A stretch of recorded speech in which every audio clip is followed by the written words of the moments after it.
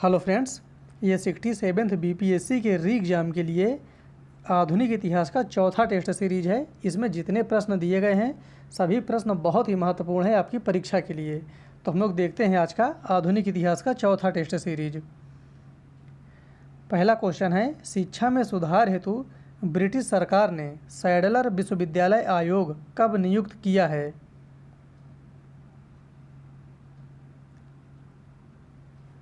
एक बार इंग्लिश वाला भी आप लोग ज़रूर देख लेंगे।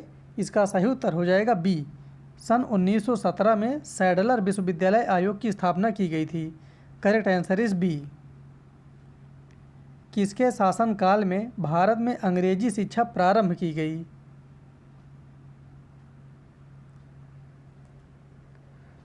लॉर्ड मैकाले के द्वारा लॉर्ड विलियम बेंटिंक के समय भारत में अंग्रेजी शिक्षा की प्रारंभ की गई थी। करेक्ट आंसर इज ए। किसके सतत प्रयत्नों से बंबई में प्रथम महिला विश्वविद्यालय की स्थापना हुई?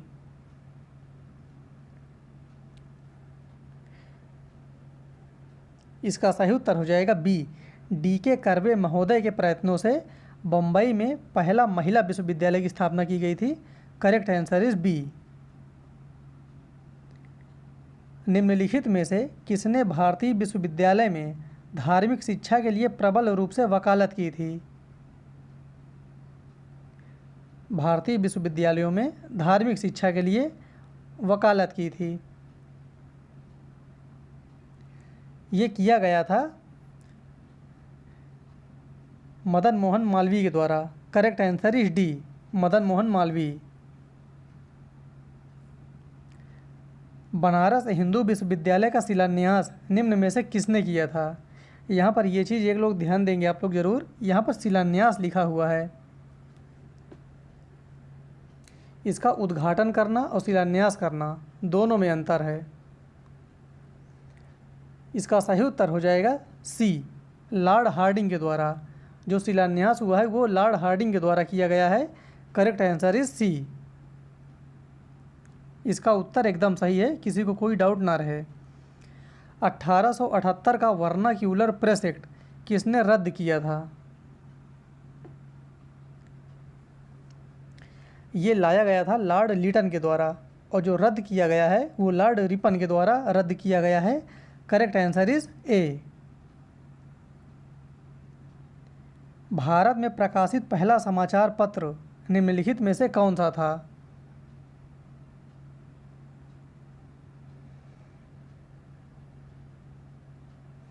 इसका सही उत्तर हो जाएगा A, the Bengal gazette. Correct answer is A. पत्रकार के कर्तव्य का निर्वहन करते हुए जेल जाने वाला प्रथम भारतीय कौन था? ये एक पत्रकार भी थे, ये चीज़ ध्यान देना है। ये क्वेश्चन यूपी पीसीएस में पूछा गया है। और इसका सही उत्तर हो जाएगा A, Bal Gangadhar Tilak. Correct answer is A. America में फ्री हिंदुस्तान अखबार किसने शुरू किया था?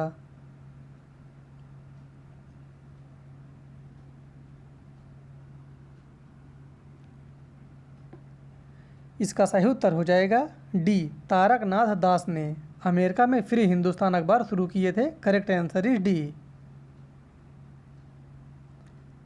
फारसी साप्ताहिक मिरातुल अखबार को प्रकाशित करते थे। यहाँ पर ये चीज़ क्वेश्चन पूछा गया है, जो मिरातुल अखबार है ये किस टाइप का अखबार था? तो ये साप्ताहिक है, ये चीज़ ध्यान देंगे। एक सप्ताह में एक ही बार निकलता था, दैनिक नहीं था।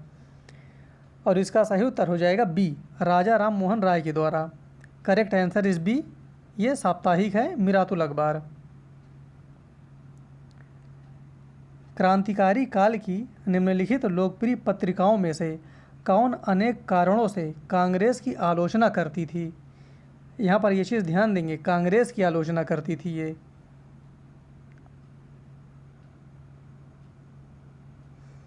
इसका सही उत्तर हो जाएगा ई, उपर्युक्त में से कोई नहीं, उपर्युक्त में से एक से अधिक। तो इसमें जो भी उत्तर है वो है एक से अधिक। इसका सही उत्तर हो जाएगा ए, बंगवासी, फिर काल, इसके बाद केसरी। ये तीनों इसमें शामिल हैं जिन्होंने कांग्रेस की आलोचना की थी। स्वदेश मित्र नहीं है, स्वदेश मित्र नहीं है। बाकी बंगवासी, काल, केसरी तीनों सही है। करेक्ट आंसर इज ई। निम्नलिखित में से किस अखबार का प्रकाशन पटना से होता था?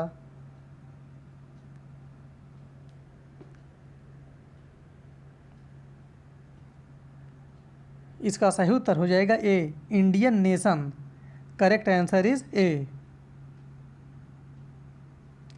राजा राम मोहन राय को राजा की उपाधि किसने दी थी?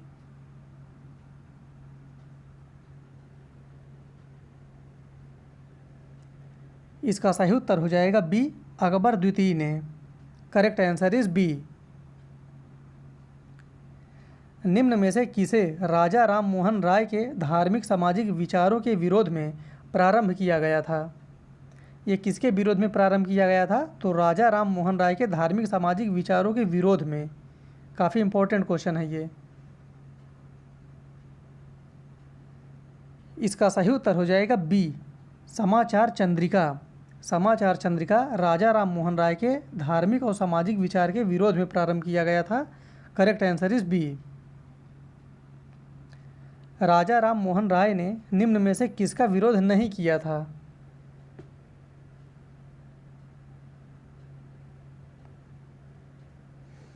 इसका सही उत्तर हो जाएगा सी, पाश्चात्य शिक्षा का। ये पाश्चात्य शिक्षा के समर्थक थे, बाकी तीनों को इन्होंने इसका विरोध किया है। Correct answer is C. Native marriage act किस वर्ष पारित किया गया था?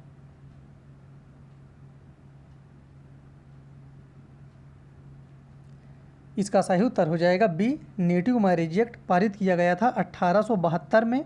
Correct answer is B. बाल विवाह प्रथा को नियंत्रित करने हेतु 1872 के सिविल मैरिज एक्ट में लड़कियों के विवाह की न्यूनतम उम्र निर्धारित किया कितनी हो गई थी?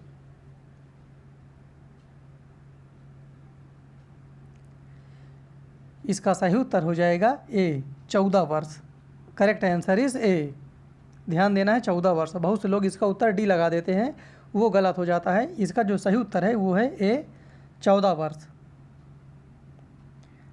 गोपाल कृष्ण गोखले ने किस वर्ष में सर्वेंट ऑफ इंडिया सोसाइटी की स्थापना की?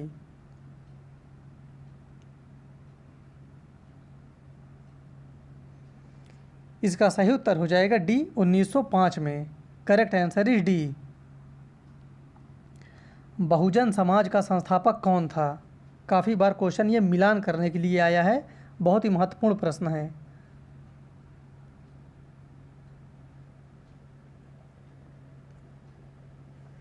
इसका सही उत्तर हो जाएगा बी, मुकुंदराव पाटिल ने। Correct answer is B. किसने कहा है कि यदि भगवान अस्पृश्यता को सहन करते हैं तो मैं उन्हें कभी भगवान नहीं मानूंगा? ये कथन किसका है?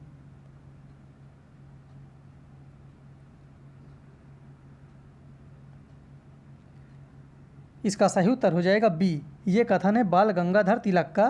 Correct answer is B. Congress के लिए समर्थन प्राप्त करने के लिए 1889 में एक समिति स्थापित की गई। निम्न में से वह समिति का सभापति था। उस समिति का सभापति बताना है और कब स्थापित की गई है, तो 1889 में। ये भी ध्यान देना है, किसके लिए? तो कांग्रेस के लिए समर्थन प्राप्त करने के लिए।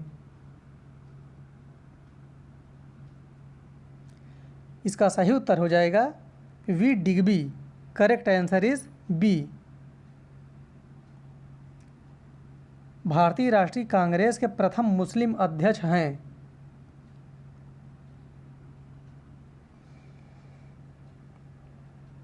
इसका सही उत्तर हो जाएगा D, Badruddin Tyabji. Correct answer is D.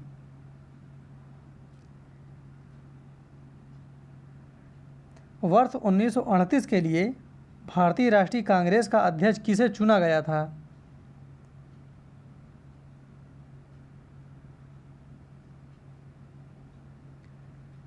इसका सही उत्तर हो जाएगा बी, सुभाष चंद्र बोस को। Correct answer is B. 1938 और 1939 दोनों वर्ष में सुभाष चंद्र बोस को ही चुना गया है। Correct answer is B. इनमें से कौन सबसे कम आयु में भारतीय राष्ट्रीय कांग्रेस का अध्यक्ष बनने वाला व्यक्ति था?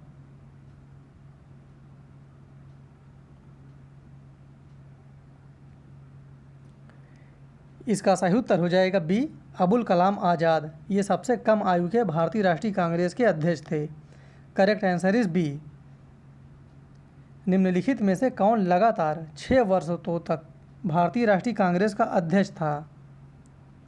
लगातार 6 वर्षों तक।